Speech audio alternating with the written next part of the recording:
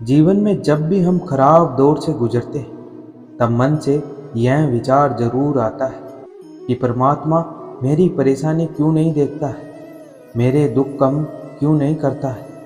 पर याद रखना, जब परीक्षा चल रही होती है तब शिक्षक मौन ही रहता है। जीवन में परेशानियां चाहे जितनी भी हो, चिंता करने से और बड़ी हो जाती है, खामोश होने से काफ़ी कम हो जाती है, सब्र करने से ख़त्म हो जाती है और परमात्मा का शुक्र करने से खुशियों में बदल जाती है।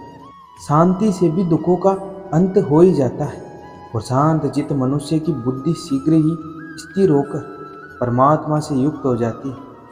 श्री कृष्ण कहते हैं, एक बार माफ़ करके अच्छे बन जाओ, पर दोबारा उसी इंसान पर भरोसा करके बेवकूफ़ कभी ना बनो।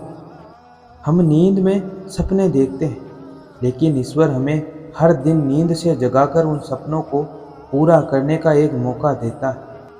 ईश्वर से कुछ मांगने पर ना मिले तो उससे नाराज ना हो, क्योंकि ईश्वर वह नहीं देता जो आपको अच्छा लगता है, बल्कि वह देता है जो आपके लिए अच्छा होता है। इस संसार में प्यार करने लायक दो वस्तुएं हैं, एक आपका दुख और दूसरा कर्म। दुख के बिना हृदय निर्मल नहीं होता है और कर्म के बिना मनुष्य का विकास नहीं होता है।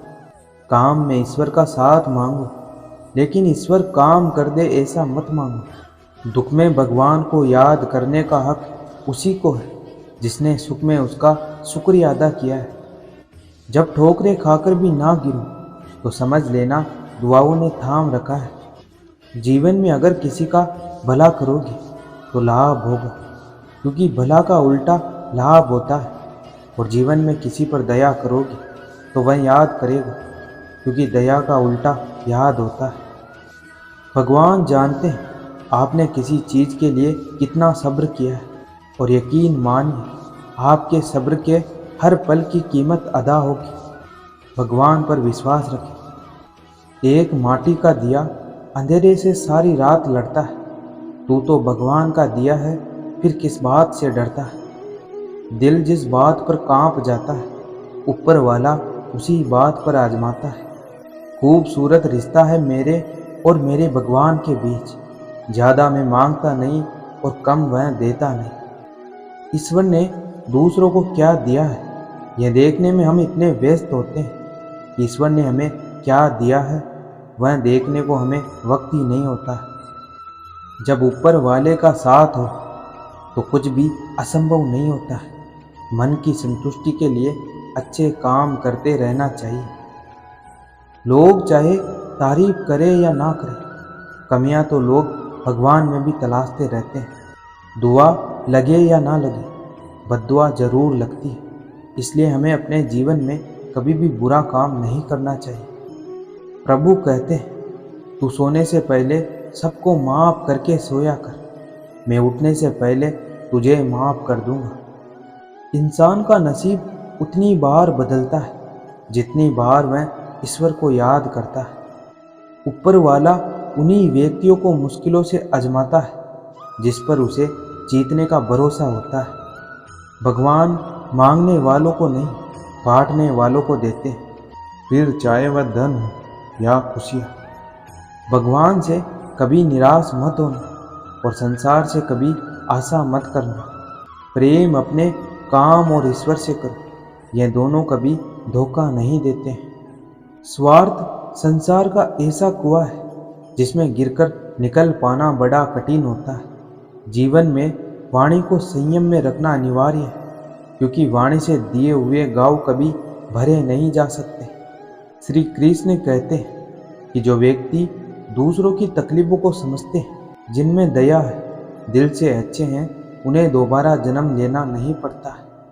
जिंदगी में सब कुछ खत्म होना जैसा कुछ भी नहीं होता है। हमेशा एक नई शुरुआत हमारा इंतजार कर रही होती है। वह जो सभी इच्छाएं त्याग देता है, मैं और मेरा की लालसा तथा भावना से मुक्त हो जाता है, उसे शांति प्राप्त होती है। इच्छा पूरी नहीं होती तो क्रोध बढ़ता है, और इच्छा पूरी होती है तो लोभ बढ़ता है। इसलिए जीवन की हर स्थिति में धैर्य बनाए रखना जरूरी है।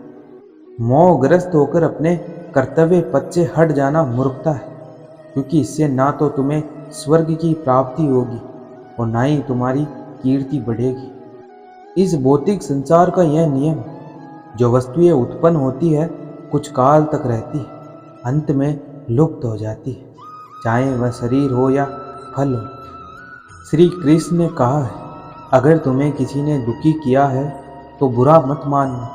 लोग उसी पेड़ पर पत्थर मारते जिस पेड़ पर ज़्यादा मीठे फल होते। हर किसी के अंदर अपनी ताकत और अपनी कमजोरी होती। मछली जंगल में नहीं दौड़ सकती और शेर पानी में राजा नहीं बन सकता। इसलिए अहमियत सभी को देनी चाहिए। सभी प्रकार के हथियारों में समय ही सर्वोपरि है, क्योंकि समय सब कुछ मार देता है। इसलिए हमें अपने कीमती वक्त को ऐसे ही व्यर्थ नहीं करना चाहिए, बल्कि अपने लक्ष्य पर खर्च करना चाहिए। अपने काम पर अपना दिल लगाओ, लेकिन उसके इनाम पर कभी नहीं। अच्छी किस्मत के लोग थोड़ा भी बुरा होने पर भगवान को कोसते हैं, और बुरी किस्मत के लोग थोड़ा भी अच्छा होने पर भगवान का स्मरण और धन्यवाद करते हैं। जिसने अपने मन पर विजय प्राप्त कर ली है, उसके लिए मन सबसे अच्छा मित्र है, लेकिन जो ऐसा करने में असफल रहा है, उसके लिए मन सबसे बड़ा शत्रु है। परिस्थिति बदलना जब मुमकिन ना हो तो मन की स्थिति बदल लीजिए, सब कुछ अपने आप ही बदल जाएगा। महाभारत युद्ध में कृष्ण भगवान यह दिखाना चाहते थे, पाप की हार होती है और सत्य की जीत होती है। समय कभी नहीं रुकता है। आज यदि बुरा चल रहा है तो कल अवश्य अच्छा आएगा। मुंह से माफ़ करने में किसी को वक्त नहीं लगता है, पर दिल से माफ़ करने में सारी उम्र बीत जाती है। कृष्ण कहते हैं, धर्म के लिए लड़ना सीखो, अधर्म का काल बनना सीखो और अपनों के लिए त्याग करना सीखो। फल की अभिलाषा छोड़कर कर्म करने वाला पुरुष ही अपने जीवन को सफल बनाता है।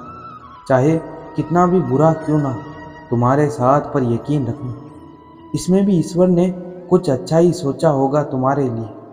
यदि आपके पास कोई समस्या आती है तो उसका समाधान खोजें, उससे दूर नहीं भागे।